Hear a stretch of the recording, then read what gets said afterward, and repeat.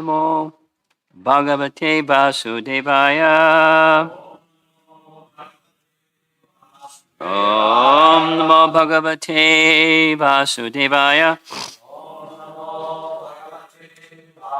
Om Namo Bhagavate Vasudevaya.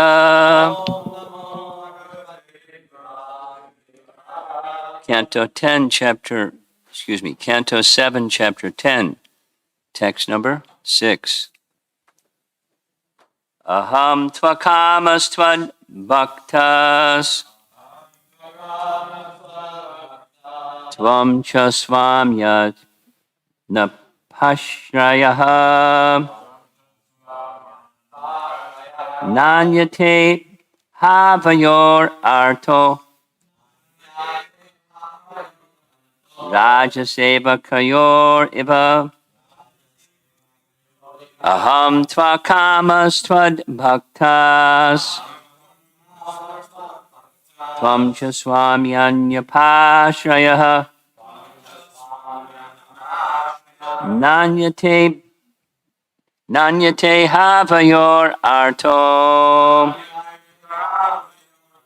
rajasevakayor iva.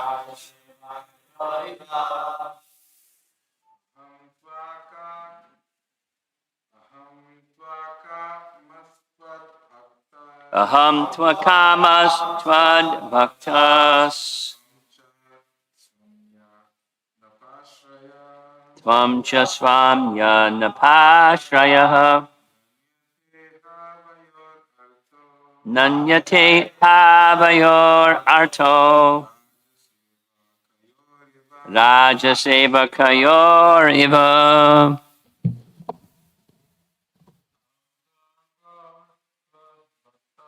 Aham tvakamas tvad bhaktas tvam cha swamya napashrayah nanyate havayor irtarto rajasevakayor iva.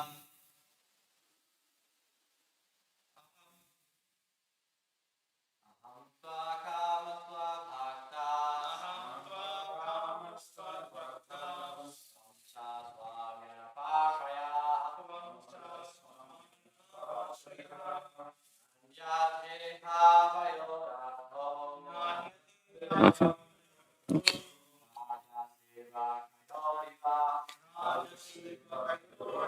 Aham, as far as I am concerned, to indeed akamaha, without material desire, tvat bhaktaha, fully attached to you without motivation, tvam cha, your lordship also, Swami, the real master, anapashrayah, without motivation. You do not become the master with motivation. No, not anyata, without being in such a relationship as master and servant. Iha, here, avayoho, our, artaha, any motivation. The Lord is the pure master, and Prahlad Maharaj is the pure devotee, with no materialistic motivation. Raja, of a king, Sevakayoho, and the servitor, Eva, like, just as a king extracts taxes for the benefit of the servant or the citizens, pay taxes for the benefit of the king. Translation, oh, my Lord, I am your unmotivated servant, and you're my eternal master. There is no need of our being anything other than master and servant. You are naturally my master, and I am naturally your servant. We have no other relationship. Pretty emphatic. Purport by Srila Prabhupada. Sri Chaitanya Mahaprabhu said, Jivera Swarupa Hai Krishnara Nityadas. Every living being is eternally a servant of the Supreme Lord Krishna. Lord Krishna says in Bhagavad Gita 5:29, Bhoktaram Yagatapasam Sarvaloka Maheshwaram. I am the proprietor of all planets, and I am the supreme enjoyer. This is the natural position of the Lord, and the natural position of the living being is to surrender unto Him. Sarvadharmam parityaja mamekam sharanam braja. If this relationship continues, then real happiness exists eternally between the master and servant. Unfortunately, when this eternal relationship is disturbed, the living entity wants to become separately happy and thinks that the master is his order supplier. In this way, there cannot be happiness. Nor should the master cater to the desires of the servant. If he does, he is not the real master. The real master commands, you must do this, and the real servant immediately obeys the order. Unless this relationship between the Supreme Lord and the subordinate living entity is established, there can be no real happiness. The living entity as ashraya, always subordinate, and the Supreme Personality of Godhead is vishaya, the supreme objective. Remember we were speaking subject, object. This is another way of saying the same thing. Vishaya, the supreme objective, the goal of life. Unfortunate persons trapped in this material world do not know this. Na te vidu svartagatim vishnum. Illusioned by the material energy, everyone in this material world is unaware that the only aim of life is to approach Lord Vishnu. Aradhananam sarvesham Vishnur Aradhanam param tasmat parataram devi tadiyanam samarchanam. In the Padma Purana, Lord Shiva explains to his wife, Parvati, the goddess Durga, that the highest goal of life is to satisfy Lord Vishnu, who can be satisfied only when his servant is satisfied. Sri Chaitanya Mahaprabhu therefore teaches, Gopi Bhartu Padakamalayur Dasa Das Anudasaha. One must become a servant of the servant. Prahlad Maharaj also prayed to Lord Nrsingadev that he might be engaged as the servant of the Lord's servant. This is the prescribed method of devotional service. As soon as a devotee wants the Supreme Lord to be his order supplier, the Lord immediately refuses to become the master of such a motivated devotee. In Bhagavad Gita 4:11, the Lord says, Ye yata mam prapadyante tangstadaiva pujamyaham. As one surrenders unto me, I reward him accordingly. Materialistic persons are generally inclined to material profits as long as one continues in such an adulterated position. He does not receive the benefit of returning home back to Godhead.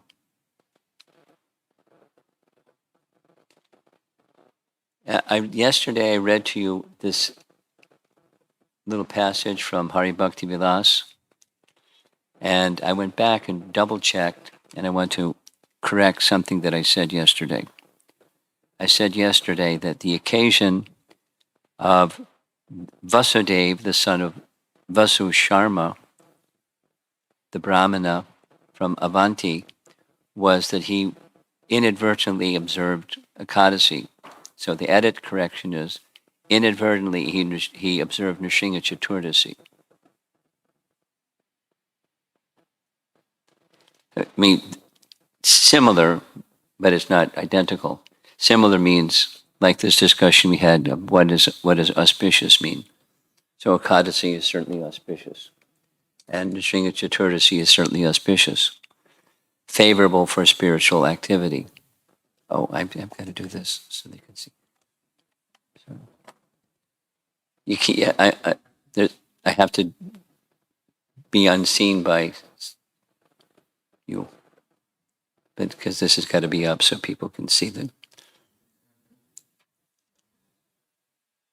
It's okay. It's okay. We'll just Haribol Prabhu.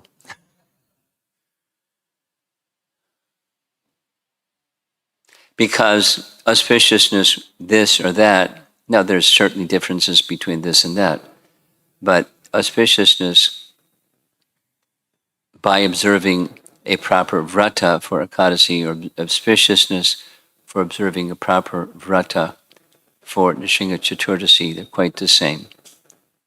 And at least according to that Hari Bhakti Vilas description, the vrata that was inadvertently observed was fasting. And the second that's mentioned is he stayed up all night. So he stayed up all night in fasting.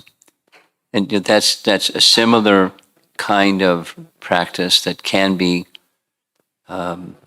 observed on Ekadasi. And it's a Vaishnava practice for those who are inclined and have the capacity, etc. And that is throughout the course of an evening on Ekadasi or Nrsimha Chaturdashi or some other auspicious day, to take advantage of the auspiciousness by that vrata, that one doesn't eat, one doesn't drink, one doesn't sleep. That's like pretty intense, or strong diminishing of necessities of the body. And in those evening hours, during the day as well, but in those evening hours, to engage in very strong hearing and chanting, and to do that in the company of devotees, it's fantastic. Just a little anecdotal sharing. There was a period of time in Iskcon's history where that was becoming a trend. It was like a popular thing to observe Ekadasi like that. So I remember very specifically, Tamal Krishna Maharaj was in Vrindavan. I was also in Vrindavan teaching at the VIAG, and he invited, a select number of persons, 10 or 12 of us, or whatever the number was, to be with him for that evening, where during the day we had fasted, and during the night we were fasting, means not even water. And in the evening, any of you that know Tamal Krishna Maharaj, he's like a leader, and he selected a topic. And so threadbare, we discussed the topic. Back, forwards, upside down. And, guess what? Tamal Krishna Maharaj knew the answer. He just wanted us to get there. This is the way he was. I mean, not that he wasn't willing to hear other ideas, but so it was scripturally based. What do we know? What does anyone in the room know from Scripture about the topic we discussed? And intermittently, kirtan, and then go back to discussion and reading, and selected topics were read from it. So it was very nice, very nice. And then when in the morning, when it was time to break the Ekadasi fast, some small amounts of grain were passed out, and we went back to do our service for that Dwadasi day. And it was invigorating. So I'm just commenting. There was a time, I don't know if it's so prevalent elsewhere, but it was a time. It was like it was a trend. It was cool. It was a thing that the devotees did. So that's just editing on what I said yesterday. It was Nrsimha Chaturdashi that inadvertently Vasudeva the Brahmin, along with the prostitute, inadvertently observed. Now I can't remember It's not from the section that I was able to draw from. Something beneficial happened to her also, and something beneficial happened to the Brahmin himself. But she got some benediction from the same, inadvertently observing Nishinga Chaturdasi Vrata. I'm mentioning that because, besides you, it was it's an editing of a mistake made yesterday. Today's verse is similarly saying the same thing. I am eternally your servant. So, I am eternally your servant goes back to verse 3, where he said, you sent me here from the spiritual world to teach pure devotional service. And now he's elaborating on the teaching of pure devotional service. It's not that when he became Prahlad from a different source than sent from Vaikuntha, that he wasn't teaching pure devotional service. So what's the nature of pure devotional service? That's the important point. And the nature of pure devotional service, it's a repeat of something said earlier, but it's now checkmate, meaning backwards, forwards, up and down, and sideways. There's nothing else between us. You're the master, I'm the servant. That's it. So you're asking me, the servant, to take some benediction, and I'm declining because that's not what our relationship is. Now, a normal person may have, he could have asked for anything. Let me be eternally engaged in your service. That's what Chaitanya Mahaprabhu in Shikshastakam is saying. I don't want this, I don't want nadanam najanam nasundarim kavitam ba jagadisha kame mama janmani janmanishare bhavatad bhakti rahaitaki tvayi. Many of you know the Shikshastaka verse. So I don't want this, I don't want that. I don't want anything in the material field, nor do I want liberation. Janmani janmanishare, birth after birth. But unalloyed devotion. Ahaituki bhakti. Hetu, just a little detail, hetu means cause. And I want that devotional service that has no cause. So anything in the material plane has a cause. Supposing the cause of unalloyed devotional service is love. That's not a material cause. It's a cause, but it's a non-material cause. Thus, ahaituki bhakti, causeless. The cause, say the same thing. The cause is springing from the spiritual platform. It's like, related to this, it's like the idea of desirelessness. Desirelessness. So on the one hand and on the other hand, on the one hand, there's no such thing because we're soul. And therefore desire is concomitant, Prabhupada's word, with the soul. With the soul comes desire because the soul is part of the Supreme and the Supreme has desire. And so the Supreme is not impersonal, we're not impersonal, there's desire. So what's desirelessness for devotee? Means no material desire.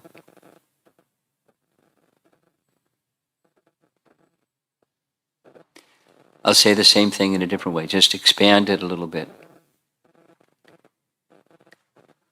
Because I visit China, I've had to learn more about Buddhism than I did before I started going to China, because many people, if not most of the people, will say, I'm a Buddhist.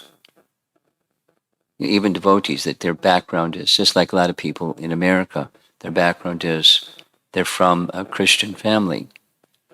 So it says they're Buddhist because that's the family that they're from. And scratch the surface a little bit, and what does that mean? They don't know. And if they say something, the goal is to become desireless. So now we'll go into that one. What is Buddha's teaching, step back about 10 steps. Buddha's teaching is the root cause of suffering is desire. You want to become free from suffering? Become free from desire. How do you become free from desire? Simplified, two main things. Live a life in goodness, like starting with nonviolence, compassion, truthfulness, cleanliness. The incubation chamber for becoming desireless is a life of goodness. So that's given. That's a must. And within that incubation chamber, you do meditation. Meditation on what? Meditation on being in the moment. Little lesson. This is Jiva Goswami, one of my chief heroes. Jiva Goswami writes, and I researched to find it's true, what he wrote is true. One of the core teachings, of course there are different brands of Buddhism, but one of the core teachings of Buddhism is, get ready from some Sanskrit term, Kshanik Vijnanavad. Vada means doctrine. The doctrine of there's only one thing. There's only one consciousness. In their translation, they use the word vijnana. We use a different word, cheta, but vijnana in their case means, at least described about them, consciousness is kshanik, the moment. You like the topic of time. So do I. So when you read in the chapter from Srimad Bhagavatam, Calculation of Time by the Atom, the smallest unit of time, according to Srimad Bhagavatam, is the time it takes for the sun to pass over one atom. And there's a Sanskrit name. And then so many of those atoms makes another unit and so many other units, and it comes to less than a second, is kshanik. It's momentariness, or a blink of the eye. Those are terms. Momentariness, blink of the eye, kshanik. So Buddha's teaching is kshanik vijnanavad, the doctrine that there's consciousness is momentariness. There's no past because it's gone. There's no future because it hasn't happened. All there is the moment. So the meditation is be in the moment. We've all heard the phrase. That's where it comes from. I mean, as far as a spiritual-like kind of understanding is be in the moment. I don't know if you've heard, if it's popular here in Atlanta. It's popular. I was hearing Vaisheshika Prabhu describing his first venture in book distribution in the streets of New York. He was dressed in his dhoti and going along the street with books. One young man came up to him and said, "Are you enjoying being in the moment?" Because that's what monks are supposed to do, or spiritual people are supposed to do, is be in the moment. Are you enjoying being in the moment? So supposing you get really good at it. Be in the moment, be in the moment, be in the moment, be in the moment. What's the benefit? Or what's the goal? Where's that train headed? What's the destination? You ready? Go beyond the moment. That's when you get real good at it. So it's mode of goodness, be in the moment, go on the other side of the moment. And that's enlightenment or nirvana. What's a very simple English translation of nirvana? It's right in Prabhupada's writings. Nirvana means cessation of material existence. Nirvana means cessation of material existence. Remember we were discussing in this, Mahakalapur from our discussion. It's the place where it's negation of material existence, but you're not in spiritual existence yet. Or the river Viraja, and we were saying, neither here nor there. You're not in the material world, you're not in the spiritual world. Where do you go? River Viraja, neither here nor there. Or Mahakalapur, maybe, the abode of liberation. But it's not in the spiritual world. That's the cessation of material existence. So our way, our Iskcon way, is Buddhism. Shunya, Vada. Vada means doctrine. Shunya means Zippo. Shunya Vada, the doctrine of nothingness.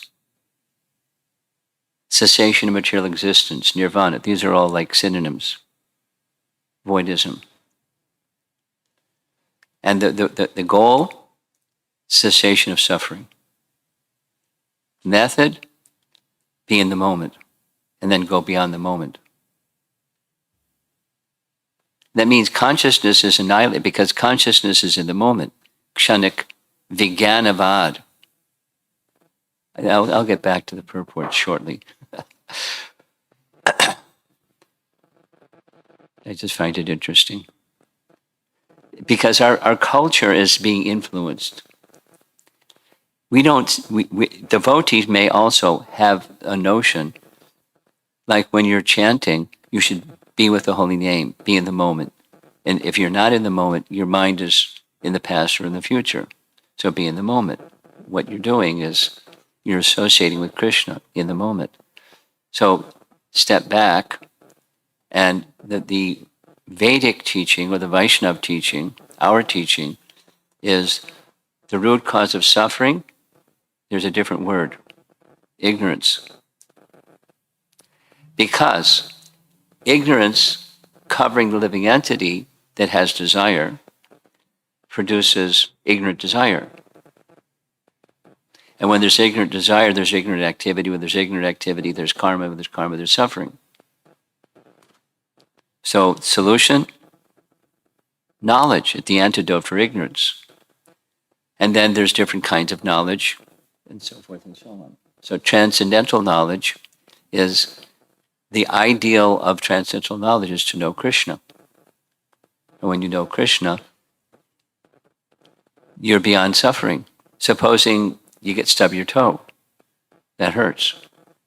But you don't identify with it. To the degree that one is absorbed in consciousness of Krishna. We discussed this the other day about Prabhupada's living a life where there were difficulties, and he recognized that there were difficulties, but he transcended them because his consciousness was in another place, always.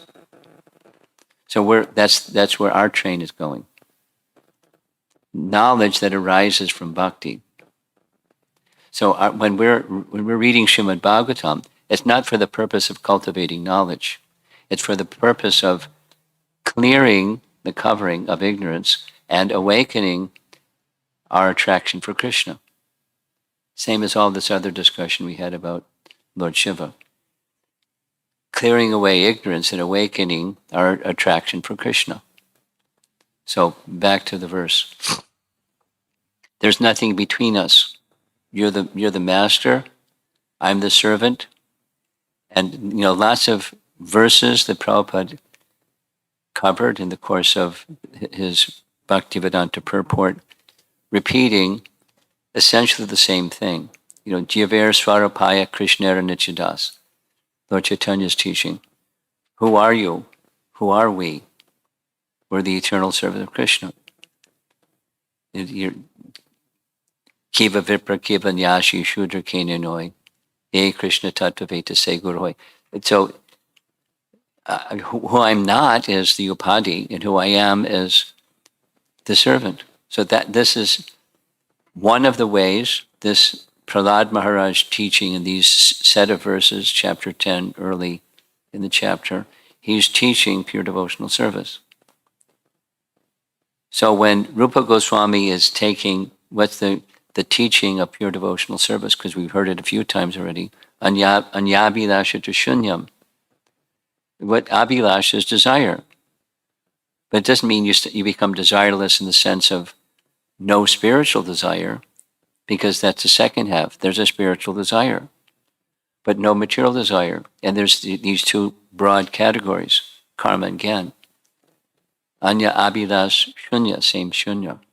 So that's the what not to do part of taking shelter of Krishna in pure devotion to Krishna.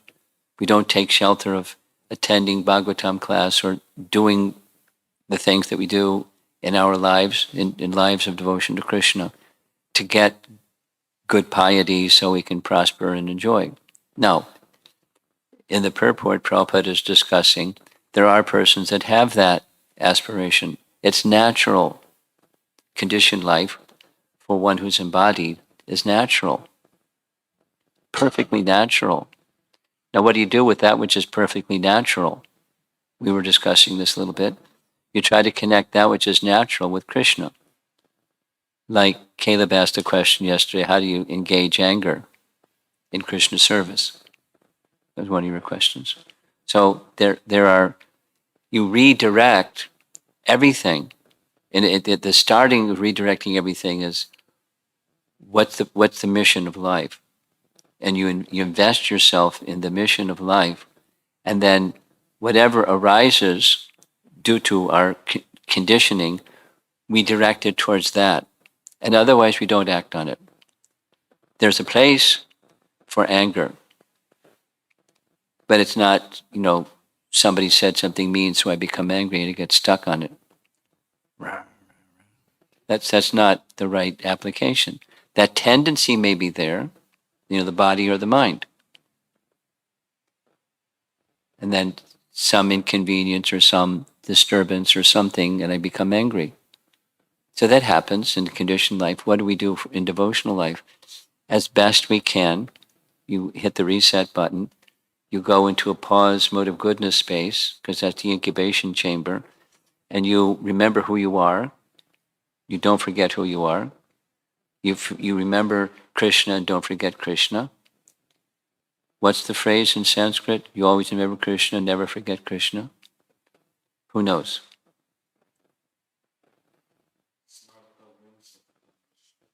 You know, right? Smartavya satatam Vishnur, Vismartavya na jatuchit. Not under any circumstance, na jatuchit. Not under any circumstance, even when something hurts, or something's insulting, or something is harsh, or something.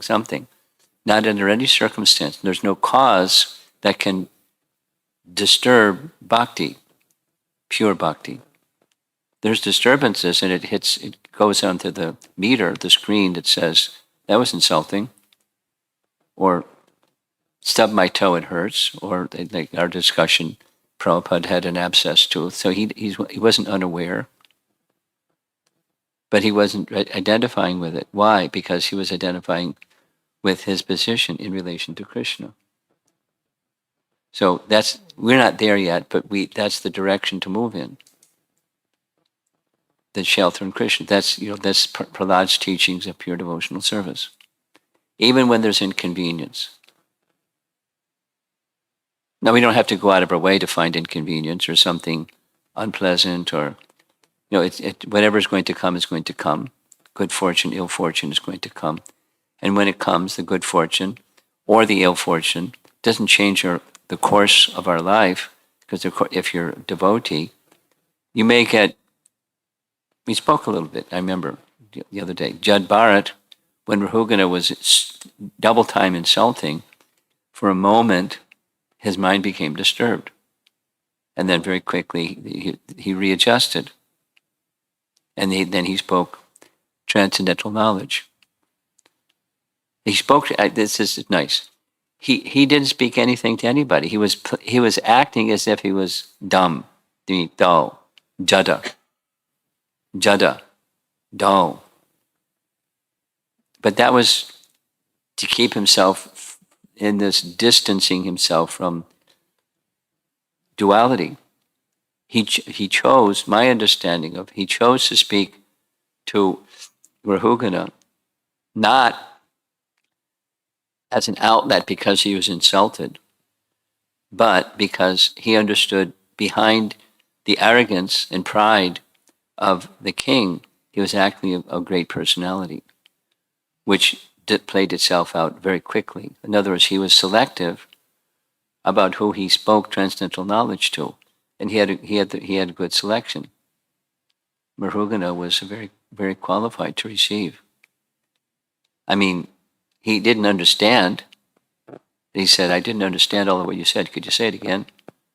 So he says it again, and he says it again, and Rahugana got straightened out. He gave up his pride, and he took to the path that Jad Bharat was indicating. Not that he became a recluse like Jad Bharat, but he became a king without pride.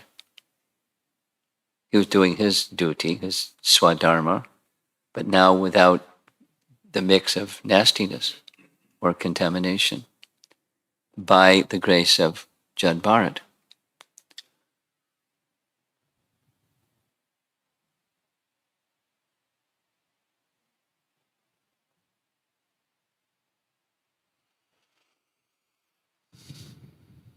So that's the way of pure devotional service.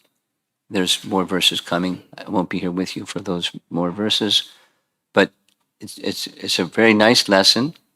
As you commented, Chaitanya Mahaprabhu liked very much hearing Prahlad and Dhruva, according to Chaitanya Bhagavat, many times. He would hear it beginning to end, and then he would say it again, say it again, say it again. Not like he didn't know. He was just relishing the taste of the messages of pure devotion. Now, Chaitanya Mahaprabhu, it's not that he didn't know, but devotees that know or don't know, there's a relish. The real sweetness is the topic of pure devotion to the personality of Godhead, whether it's on the platform of Braja Prem or it's a platform of Vaikuntha Prem. It's pure devotion is very relishable. He liked, not only liked, say it again, say it again.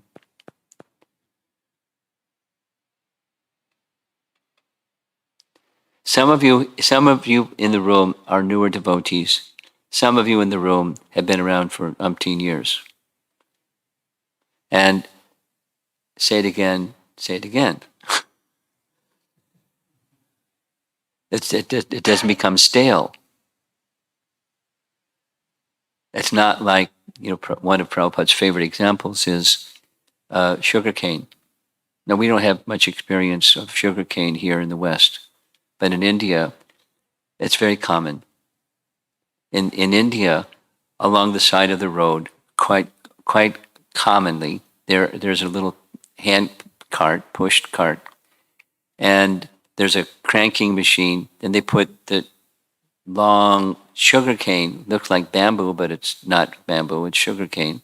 They put it through the machine, and it squeezes the sugarcane, and they put it through again, and put it through again, and put it through again, so they get all the sugarcane juice out, and then you get a nice cup of sugarcane.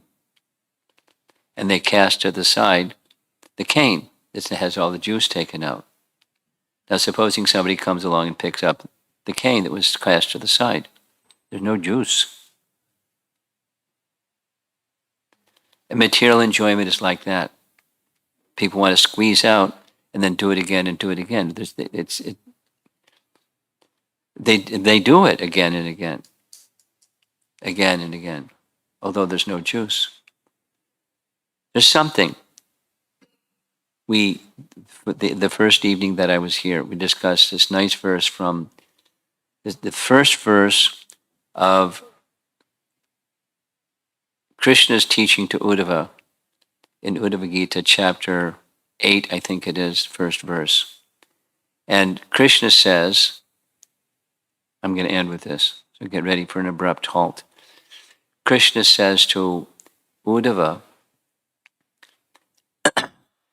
seeking happiness in materialistic life, because Prabhupada is using the term materialistic, seeking happiness in materialistic life is illusory happiness. It's not what real happiness is. And then he goes on and says, there's something, and that's the tantalization of the senses contacting the sense object, that's ephemeral, limited and temporary, And there's a lot of suffering that goes along with getting that limited and temporary sense pleasure. Those of you that were there for that discussion, there was the donkey and the carrot. The donkey's going after the carrot. The carrot's on a stick in front of him, and at each step he takes, the carrot is still the same distance from his mouth. The donkey chasing the carrot to find happiness. At the end, the washerman may give the donkey the carrot or some grass or something. And he keeps doing. So there's a lot of effort to get that little happiness, but that little happiness is temporary and insubstantial. There's no real happiness. So the way of pure devotional service is Prahlad is saying, material things, no thank you. Please don't tempt me like this. There's only one thing. There's my position of service, your position of master. And masters that are real masters don't try to attract people to become servants by giving something on the material side. That's not a real master, nor is it a real servant that wants something like that. There's only one thing. That's just this essence. That's the place of pure devotional service. That's desirelessness, the desire to be in service to the worshipable person, the master, Krishna, or the representative of Krishna, like Prabhupada is saying here. He wants just to be engaged permanently forever in the service of Narada, his spiritual master, which is service to Lord Nrsimhadev or Lord Vishnu or Krishna. So at work, your Zoom is still running. I've been used to 30 minutes into the thing, there's a little thing comes on, says, your session is going to be interrupted in 10 minutes, hurry up. He upgraded, now it is not interrupted. Go ahead. Hare Krishna Maharaj. My question is, you were sharing the pastime with Jad Bharat and Rahugana. Rahugana. Rahugana. The pastime with Jad Bharat and Rahugana. Let's say you come in contact with a character similar to Rahugana's character, but he's not as receptive as Rahugana was when Jad Bharat shared what he shared with him. How do you handle this kind of situation? You know my answer? It depends. It depends on you, the situation, and the person. And so it depends. You know, one possible response is you just smile. And in that smiling, you're in this reflective space saying to yourself, oh, look at these modes of nature, how amazing. This mode or that mode. So you're seeing through the lens of scripture what's going on. You're not judging the person because the person is a spirit soul covered by something. So you just, the smile is just see how Krishna's energy is working. You don't dislike the person. You don't necessarily like the behavior, but you're in reflective seeing through the lens of scripture.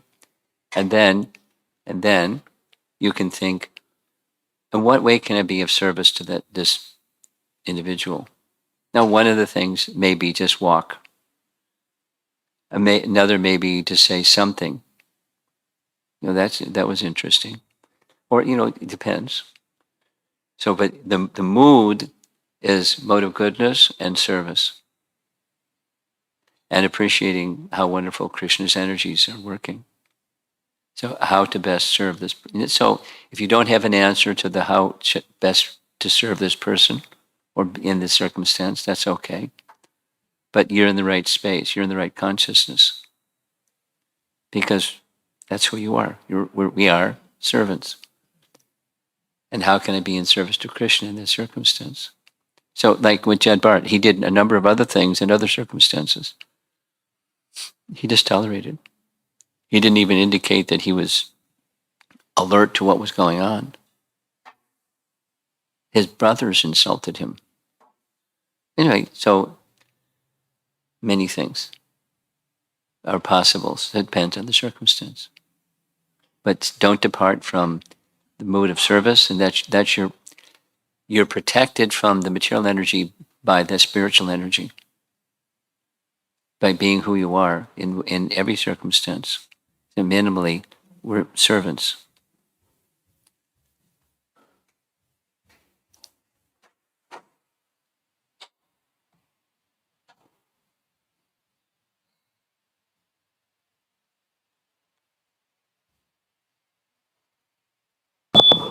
Thank you, Maharaj. I have two quick questions. First question is, you mentioned that Lord has desires. So what does the Lord desire?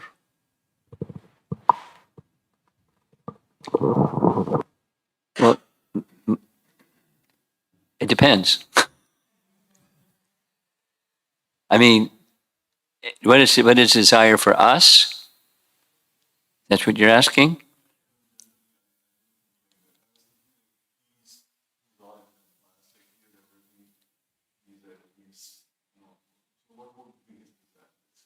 Well, they're spiritual.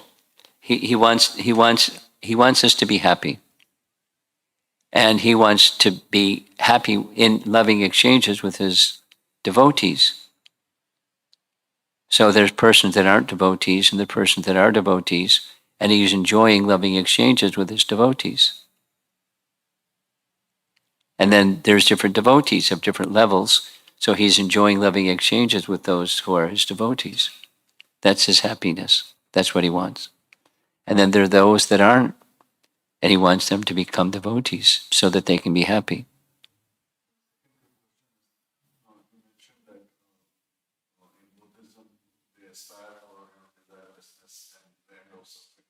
So in the path of bhakti, is the end of suffering already encompassed as the kind of final goal? You know the answer. That's not the final goal. It's a byproduct, but it's not the goal. Oh yeah, but that's material suffering. Supposing you go back home, back to Godhead, and supposing you're a cowherd boy, and you're in the forest, and you're walking along with Krishna, and you're like super attached to Krishna. This is from the Nectar of Instruction, Nectar of Devotion, or Bhakti Rasamrita Sindhu. When a tree gets in the way where you can't see Krishna, it seems like eternity, and you're feeling bad feelings. But that's an ecstasy. And then you're on the other side of the tree, and then you can see Krishna. Ah. So the definition of suffering needs to be parsed carefully. Suffering, real suffering, is forgetfulness, and real happiness is remembrance. And there's varieties of that happiness, including feelings of separation, etc. But that's a kind of ecstasy. You follow? Yes or no? No. But? You want me to elaborate? Okay. Well, read Nectar Devotion because it's explained in Nectar Devotion because it's an essential teaching.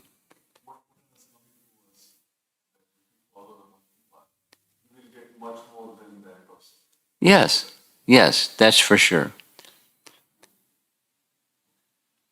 I'm just adding a qualifier, the end of material suffering, and much more than that. Okay?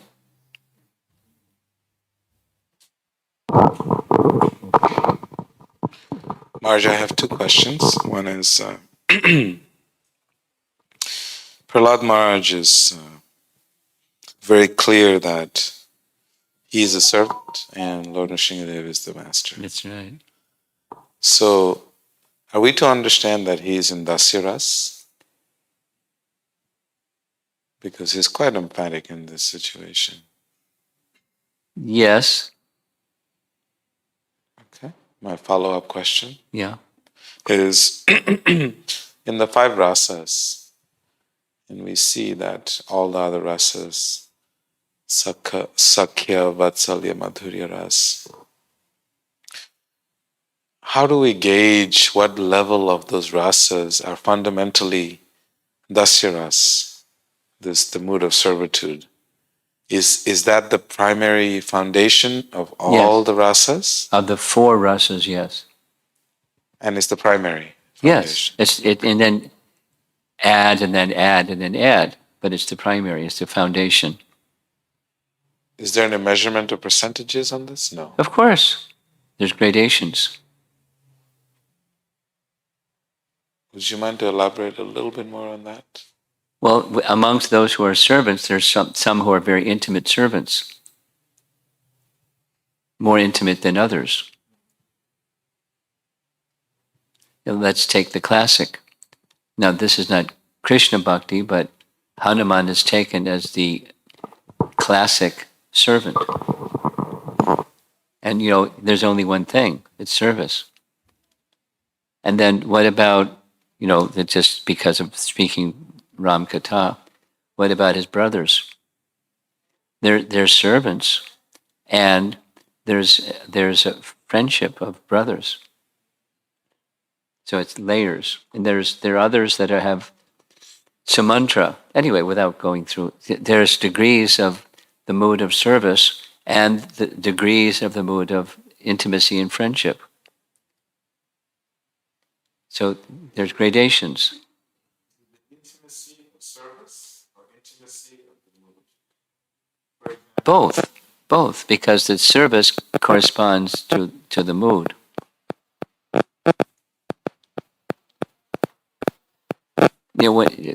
When Hanuman was off looking for Sita, it's service to Ram. And then when he found Sita, then came the rest of his service. When he came back and showed the ornament to verify that he had seen Sita, what did Ram do? I can't repay you, just my embrace. So the service is the same, the mood is different. The principle of service is the same, the mood is different. Quite variegated this way and quite variegated this way. Intensities or intimacy, as we were discussing. So even when Hanuman was not returning with Sita's ring, so verifying, telling the whole story of finding Sita, he was connected with Ram in the mood of serving in everything he did, because that's Hanuman. And then the consummation is his Ram's embrace. I'm using Hanuman because he's the classic one that is pointed to by our acharyas as the epitome of service, the mood, the rasa of service. Anything else? That's it. Others?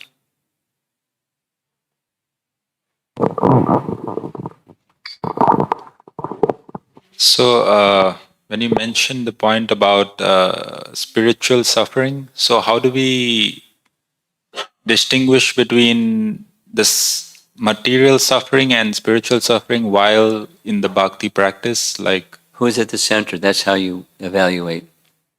so if it is like something is hindering our service to Krishna and you're getting, say, for example, anxiety, is that termed as spiritual anxiety It's in a tiny sense, not like...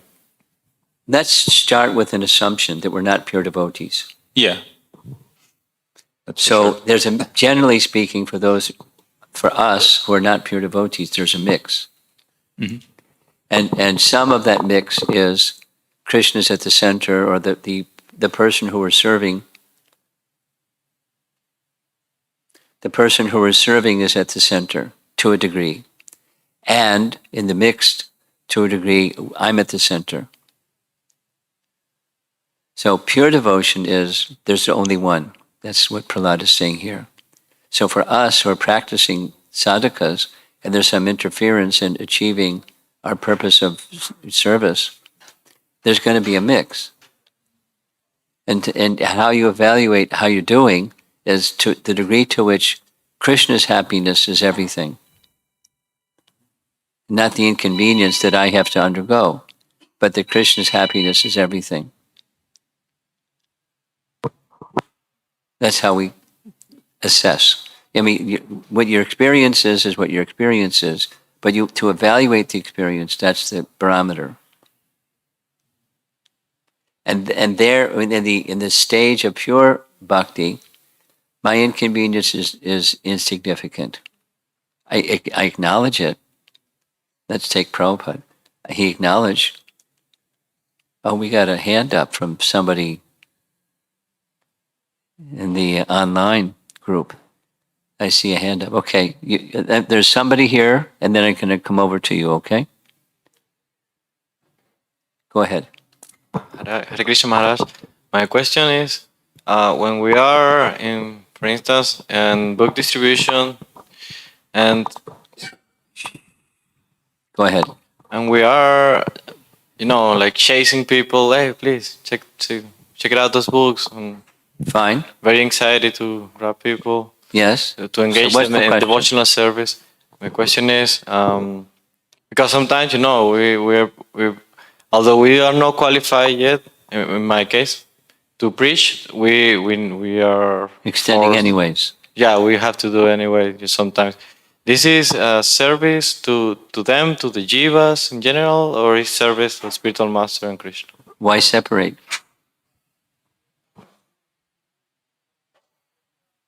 You're doing because of the spiritual master, not because of them. So the primary, and then there's the secondary. Because the spiritual master wants them to become happy.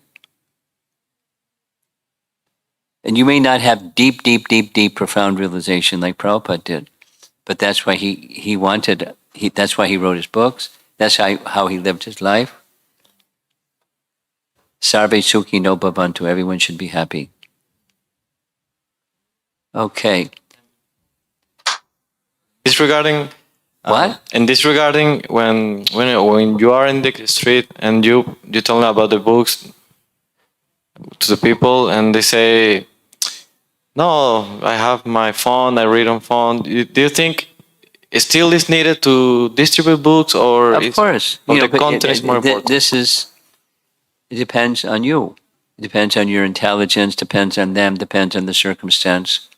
Some book distributors are very creative, and some very creative book distributors find a prompt from Super Soul within where they say something or something or something. And sometimes it's not the right something and people go off. And sometimes it connects and then people soften. So depends. There's not a cookie cutter answer to this kind of situation. You have to have intelligence and be guided by the Super Soul who gives the intelligence. And at least you continue with the mood of service. That's what you do. Okay, Garima, you have to unmute yourself, and then you can speak. Go ahead, speak. I can hear you. I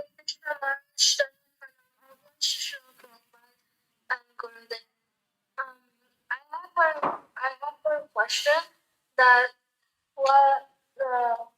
how and why does the soul have desire? Because we're part of Krishna who has desire. A particle of gold has the quality of gold in the gold mine. Why does the gold particle have certain qualities? Because the gold in the gold mine has those qualities.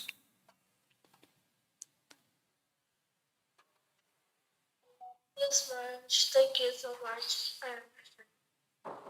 Okay, that's it for Garima.